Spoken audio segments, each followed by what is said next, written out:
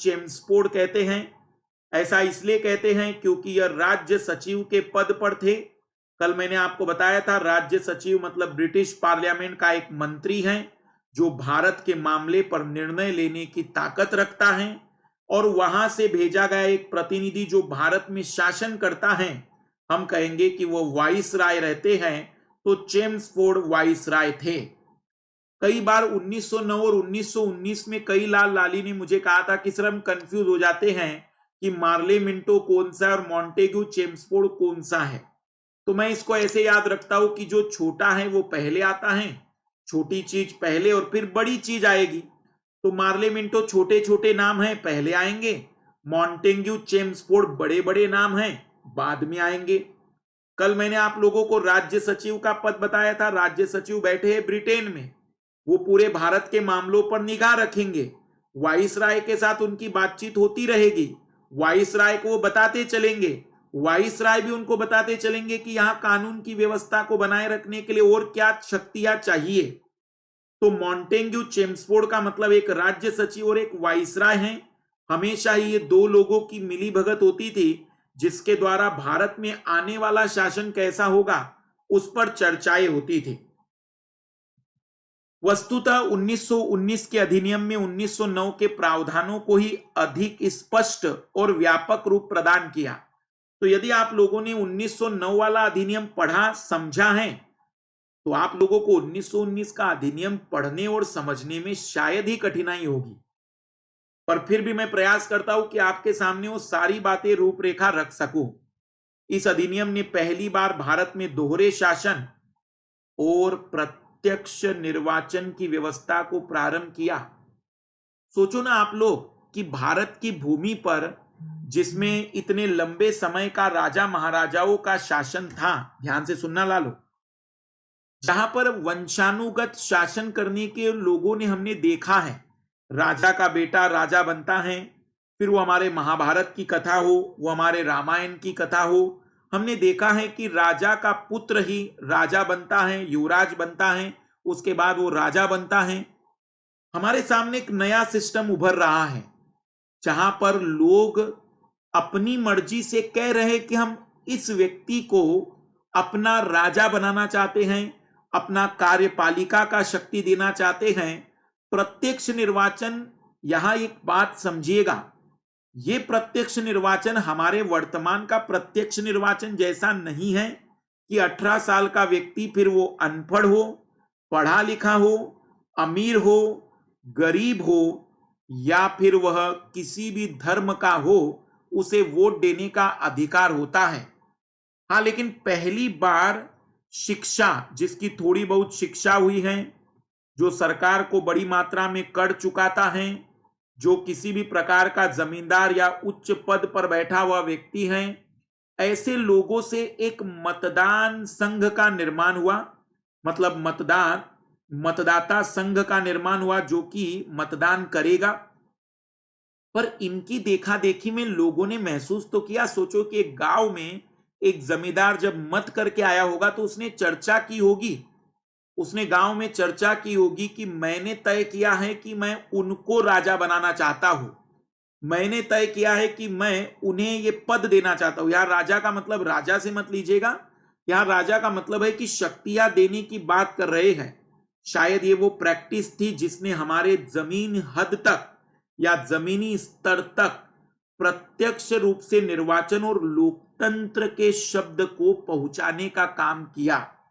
शायद ये वो कदम था जिसने भारतीय लोगों को लोकतंत्र व्यवहारिक रूप से बताने की कोशिश की। भली उन्हें परिभाषा उसकी ना समझ में आती हो, लेकिन पहली बार शायद लोकतंत्र को लोगों ने व्यवहारिक रूप से महसूस किया। तो 1919 का अधिनियम पहली बार भारत में दोहरे शासन और प्रत्यक्ष निर्वाचन की व्यवस्था को प्रारंभ करता है। दोहरे शासन का मतलब केंद्र और राज्य, लेकिन राज्य में जो है एक द्वैध शासन भी आया है, डायरकी भी आई है। हम देखेंगे राज्यों में कैसी बात थी। प्रत्यक्ष निर्वाचन, इस अधिनियम के द्वारा लोगों को वोट देने का अधिकार प्रदान किया गया। यद्यपि अधिकार निष्पक्ष रूप से न होकर शिक्षा, संपत्ति और कर के आधार पर दिया गया था, जिनकी कुछ शिक्षा है, संपत्ति है, जो टैक्स पे करते हैं, ऐसे लोगों को वोट का अधिकार दिया गया।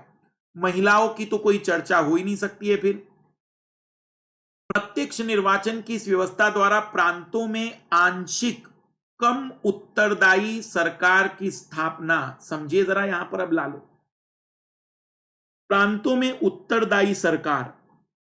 अभी तक क्या होता था कि गवर्नर जनरल या गवर्नर की परिषद होती थी और परिषद में मनोनीत सदस्य होते थे। और मनोनीत सदस्य का मतलब यह है कि गवर्नर की जब तक मर्जी है तब तक आप रहेंगे, भले आप काम करें या न करें। लेकिन अब जब निर्वाचन के बाद आप प्रांत में, प्रांत का मतलब राज्य में सरकार बनाएंगे, प्रांत में आप कहेंगे कि सरकार बनाएंगे, तब आप ये सोचिएगा कि जब प्रांत में सरकार बनेगी तब ऐसी परिस्थितियों में आप लोग चुने गए हैं और आपको जवाब भी देना है। यदि आप काम नहीं करेंगे तो आपको हटाया जा सकता है। कहीं ना कहीं यहां रिस्पॉन्सिबिलिटी आएगी। यहां मैं आपको इतिहास की एक और बात से जोड़ना चाहूंगा लालू, मेरी एक और बात समझना। यहां मैं इतिहास की एक और बात से जोड़ना चाहूंगा। 1919 का यह समय जब भारत में एक आंदोलन की पृष्ठभूमि लिखी जा रही थी। असहयोग आंदोलन के लिए गांधी जी एक पृष्ठभूमि तैयार कर रहे थे और पूरी तरह से सहयोग न करने की चर्चाओं में जब असहयोग आंदोलन चोरा चोरी कांड के बाद शांत हुआ तो गांधी जी से जुड़े हुए कई सारे नेताओं ने, जिसमें मोतीलाल नेहरू से लेकर कई सारे नेताओं ने इस बात का प्रेशर कांग्रेस पर बनाया कि प्रांतों में सरकार में हमारी कांग्रेस एक बड़ा दल भी है और साथ ही साथ लोगों में विश्वास भी है, तो हमें कई प्रांतों में चुनाव लड़ने चाहिए और सरकार के निर्माण में भागीदारी करनी चाहिए। इस तरीके से ये जो कांग्रेस अभी तक भारत की स्वतंत्रता के लिए बनाया गया एक दल था, वह राजनीति में सीधा हस्तक्षेप करता है। सीधा हस्तक्षेप का मतलब लालो अब वो राजनीति में खुद भाग ले रहा है। इसे मैं थोड़ा सा ऐसे बताऊं आप लोगों को कि जैसे महाराष्ट्र की राजनीति में बाल ठाकरे कभी भी राजनीति में सक्रिय नहीं रहे और अब उनके पुत्र मुख्यमंत्री हैं। कुछ ऐसा ही कल्पना करिए कि शुरुआत में ये जो दल बना होगा ये कुछ ऐसा ही रहा है जिसने कहा होगा कि हम भारतीयों का कल्याण करेंगे, उनके राजनीतिक अधिकारों के लिए लड़ेंगे, उनके सामाजिक अधिकारों के लिए लड़ेंगे, उनके समानता के लिए लड़ेंगे। लेकिन इसके बाद जब प्रांतों में निर्वाचन की शुरुआत होनी थी तब वहां पर कहीं ना कहीं सीधा इसका पार्टिसिपेट करना इस बात को स्पष्ट करता है कि फिर वह राजनीति में अपनी भूमिका को कांग्रेस तलाशना शुरू कर चुकी थी। तो कहीं ना कहीं 1919 में जब प्रांतों की सरकार बनने की बातें आई तो कांग्रेस ने भी बढ़ चढ़कर बाद में हिस्सा लिया। अगर हम बात करें तो उत्तरदायी सरकार की स्थापना का प्रारंभ हुआ। यही से उत्तरदायी सरकार की अवधारणा भारत में जन्म लेती है कि कैसे सरकार उत्तरदायी हो सकती है। दोहरा शासन, केंद्र और प्रांतों के संबंध में कानून बनाने के विषयों का अधिक स्पष्ट रूप से विभाजन कर दिया गया। प्रांतों को और ज्यादा शक्तियां प्रदान की गई तथा उन पर केंद्रीय नियंत्रण को थोड़ा कम कर दिया गया। एक ऐसा कानून था जिसमें प्रांतों को शक्तियां ज्यादा दे दी गई थी। मेरी बात जरा यहां ध्यान से सुनना लालो। यहां पर प्रांतों को शक्तियां ज्यादा दे दी, लेकिन ब्रिटिशर्स ने खुद अनुभव किया कि जब प्रांतों को शक्तियां ज्यादा दे दी गई तो कई मामलों में उन्हें विरोध का सामना करना पड़ा और केंद्र में बैठी हुई सरकार न चाहते हुए भी कोई कदम नहीं उठा पाती थी। इसी अनुभव के कारण उन्होंने 1935 में शक्तियों के विभाजन को और अलग तरीके से वर्गीकृत किया और यही अनुभव था कि भारत ने जब आजादी ली तो राज्यों को शक्तियां जरूर दी, लेकिन फिर भी केंद्र की मजबूती पर ज्यादा ध्यान दिया। आप लोगों को मैं जब समस्याएं बताऊंगा, लोकतंत्र की चुनौतियां बताऊंगा, तो केंद्र की शक्तियों का ज्यादा 1919 के अधिनियम का अनुभव है, क्योंकि 1919 में ब्रिटिशर ने प्रांतों को अधिकार बहुत ज्यादा दिए, बहुत छूट दी, लेकिन उन्हें इसका परिणाम सही नहीं मिला। हमारे देश के बुद्धिजीवियों ने भी ये जाना कि धागा ज्यादा मजबूत होना चाहिए मणियों की तुलना में, तो माला ज्यादा समय तक टिकेगी। और इसीलिए हमारे देश में जब संविधान बना तो हमने केंद्र को बहुत मजबूत करने के हर प्रयास किए हैं। तो प्रांतों को ज्यादा शक्तियां प्रदान की गई 1919 में, और इस अधिनियम में प्रांतों को जो विषय प्रदान किए गए उन्हें पुनः दो भागों में बांटा गया। यहां जरा समझिएगा लालो, हस्तांतरित विषय मतलब प्रांत को आप समझिए कि राज्यपाल वर्तमान के और वहां की विधायिका। तो कुछ ऐसे विषय थे जिस पर विधायिका सब कुछ कर सकती थी, और कुछ ऐसे विषय थे जिसमें केवल और केवल राज्यपाल मतलब उस जमाने के गवर्नर के बारे में ही चर्चाएं चलती थी। वहां के गवर्नर ही पूरी तरह से निर्णय लेते थे उस विषय पर। इसका नाम रखा गया द्वैध शासन, डायार्की। लेकिन एक बात मैं आपको बता दूं, ये डायार्की कोई समझ में नहीं आई। समझ में इसलिए नहीं आई क्योंकि कई ऐसे विषय थे जिस पर राज्यपाल कहता था कि मेरे सीमा क्षेत्र में आता है, और कई सारे विषय थे जिस पर विधायिका कहती थी कि ये तो हमारे सीमा क्षेत्र में, अगर हमें नहीं देना है ये अधिकार तो फिर चुनाव किस बात के लिए किया आपने। यहां पर इतनी समस्याएं होने लगी कि सीधा सा परिणाम 1935 में हुआ कि ये सब बंद करना पड़ा। ये जो द्वैध शासन वाली बातचीत थी कि राज्य में, द्वैध शासन का मतलब डायार्की, राज्य में दो प्रकार के विषय रखना, एक विषय वहां के चुने हुए लोगों के लिए और दूसरा विषय वहां के गवर्नर के लिए।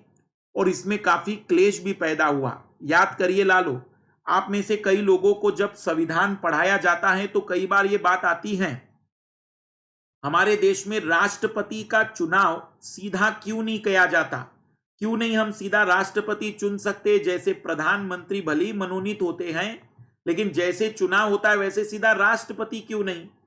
क्योंकि अगर ऐसी परिस्थिति हुई ना तो ये संकट आएगा लालो। राष्ट्रपति जब अपने आप को कहेगा कि मैं तो चुनकर आया और मुझे पूरे भारत में लोग मानते हैं, तो मैं प्रधानमंत्री से तो ज्यादा शक्तिशाली हूं ही, लोकप्रिय भी हूं, क्योंकि वो तो सीधा एक व्यक्ति है जिसका निर्वाचन डायरेक्ट कर रहे हैं आप लोग। इसीलिए हमारे देश ने राष्ट्रपति का डायरेक्ट चुनाव नहीं सुना या पसंद नहीं किया, क्योंकि उन्हें इस बात की पूरी तरह से अनुभव था कि जब एक साथ एक म्यान में दो तलवारें होती हैं तो काम कुछ हो ना हो, काम बिगड़ते ज्यादा है। और इसीलिए कहीं ना कहीं इस अधिनियम के ये विषय ने यह भी स्पष्ट कराया कि इस प्रकार के एक साथ दो दो तलवारों को रखना, एक साथ दो दो शक्तियों को काम देना सही नहीं होगा। पर 1919 में द्वैध शासन आया था, डायार्की आया था। ध्यान से सुनना, दोहरा शासन तो समय से बहुत टाइम से चल रहा है। 1861 में 1861 से थोड़ी बहुत शुरुआत हुई थी कि प्रांत बना दिए गए थे, पर दोहरे शासन में प्रांतों का उत्तरदायी सरकार, और उस उत्तरदायी सरकार में द्वैध शासन, डायार्की, ये खतरनाक कदम था। भारत के लोग शायद इतने बुद्धिजीवी भी नहीं थे कि वो इस प्रकार की बातों को समझ सकते। आप खुद अनुभव कीजिए कि आपने इसे कितनी बार पढ़ा और आज पहली बार समझ में आया होगा। तो भारत के नागरिकों की स्थिति कैसी होती यदि हम इसको भारत में आजादी के बाद भी रखते तो। इसलिए भारतीय निर्माणकारों ने इसको पहले ही हटा दिया था। जो हस्तांतरित विषय थे, गवर्नर मतलब वर्तमान के राज्यपाल के हाथों में था। गवर्नर इन विषयों पर अपनी परिषद विधायिका की सहायता से नियम बनाता था, मतलब जो विधायिका कहेगी उसको गवर्नर मानते हुए नियम बना लेता था। आरक्षित विषयों के संबंधों में शक्तियां तो गवर्नर के पास ही थी, किंतु इन विषयों पर अपनी कार्यपालिका की सहायता, कार्यपालिका से ज्यादा बेहतर मैं कहूंगा कि गवर्नर अपने अनुसार गवर्नर अपने अनुसार यहां पर निर्णय लेने के लिए स्वतंत्र था। कहीं ना कहीं गवर्नर की शक्तियां ज्यादा थी। प्रांतों में इस प्रकार की व्यवस्था को द्वैध शासन डायार्की नाम दिया गया था। द्वैध शासन डायार्की नाम दिया गया था। इस अधिनियम के द्वारा सिखों, भारतीय ईसाइयों, आंग्ल भारतीयों और यूरोपियों के लिए भी पृथक निर्वाचन का विस्तार कर दिया। फूट डालो राज करो की नीति को और आगे बढ़ाते हुए जो अभी तक केवल हिंदू और मुस्लिम के बीच की बातें थी, अब उसे सिख, ईसाई और आंग्ल भारतीय और यूरोपियों के लिए भी खोल दिया गया। अब स्पष्ट रूप से जिस धर्म का कैंडिडेट होगा उसी धर्म के मतदाता होंगे। परिणाम यह होगा कि यदि उस क्षेत्र में कोई दूसरे धर्म का प्रभावशील व्यक्ति होगा तो वो सरकार के बनाने में अब कोई भूमिका नहीं निभाएगा, उसका महत्व कम होगा। वह अपने आप को कहीं ना कहीं ठगा महसूस करेगा और उससे किसी दूसरे धर्म के प्रति मतभेद ज्यादा बढ़ते चले जाएंगे। 1919 में ब्रिटेन ने अपने वास्तविक रूप को दिखाया कि हम इस देश को अब कभी एकजुट रखना भी चाहते नहीं हैं। देखो, उनके पीछे एक बड़ी रणनीति भी थी। ब्रिटेन ये जानता था कि भारत कई तरीके से प्राकृतिक रूप से संपन्न है। हम जिस समय भी इसको आजाद करेंगे, जिस समय भी इसको छोड़ेंगे, ये इतना मजबूत हो जाएगा, ये फिर से सोने की चिड़िया के रूप में आगे आएगा। और ये नहीं चाहते थे कि फिर से उन्हें कोई चुनौती देने के लिए खड़ा हो, क्योंकि अब वो अमीर बन चुके थे। अब वो इस विश्व के राजनीति में एक तरफा सिक्का रखते थे। अगर मैं एक सिंपल सी बात करूं तो इस अधिनियम ने सांप्रदायिक निर्वाचन का दायरा और बड़ा किया और कई धर्मों और यूरोपियों के लिए भी अलग अलग मतदान की शुरुआत कराई। 1919 के अधिनियम द्वारा सिविल सेवकों की भर्ती के लिए लोक सेवा आयोग के गठन का एक महत्वपूर्ण प्रावधान भी था। बिल्कुल आज से 101 साल पहले ही यूपीएससी की स्थापना के लिए प्रावधान किया गया था। यूपीएससी की स्थापना के लिए प्रावधान किया गया था और 1926 में केंद्रीय लोक सेवा आयोग का गठन किया गया था। वर्तमान में यूपीएससी का प्रारंभिक रूप है। तो जिस एग्जाम की लालो आप तैयारी कर रहे हो, उस एग्जाम को लेने वाली संस्था इस पृथ्वी पर 1926 में बनी, लेकिन उसके निर्माण के लिए जो पृष्ठभूमि थी वो 1919 के अधिनियम में ही लाई गई थी। इसके अलावा इस अधिनियम द्वारा पहली बार राज्यों का बजट केंद्र से अलग किया गया। अब राज्य विधानमंडल अपने राज्य के संबंध में बजट पास कर सकते थे, मतलब वो खुद अपना बजट बनाएंगे। भारत के संविधान का आर्टिकल 202 से 207 राज्य विधानमंडलों को अपने राज्य के संबंध में बजट बनाने तथा उसे पारित करने संबंधी प्रावधान उपलब्ध कराता है। जरा ध्यान से देखना, आईएएस 2005 के यूपीएससी का सवाल मॉन्टेग्यू चेम्सफोर्ड रिपोर्ट में सांप्रदायिकता प्रतिनिधित्व का न केवल बनाए रखा बल्कि बड़ी मात्रा में वे बढ़ा भी दिया गया। टिप्पणी कीजिए, क्या लालो आप लोग इस सवाल का जवाब आज लिख पाओगे? आज आप लोगों को यह सवाल मुझे लगता है कि एक सरलतम प्रश्न लगेगा। यदि आप लोगों ने 1909 को कंपेयर किया होगा तो इस प्रश्न का आंसर बड़े खूबसूरत अंदाज से आप पेश कर सकते हैं कि 1919 में जो सांप्रदायिकता की शुरुआत हुई थी वो कहीं न कहीं यहां पर उसके दायरे को बढ़ा हुआ प्रस्तुत करता है।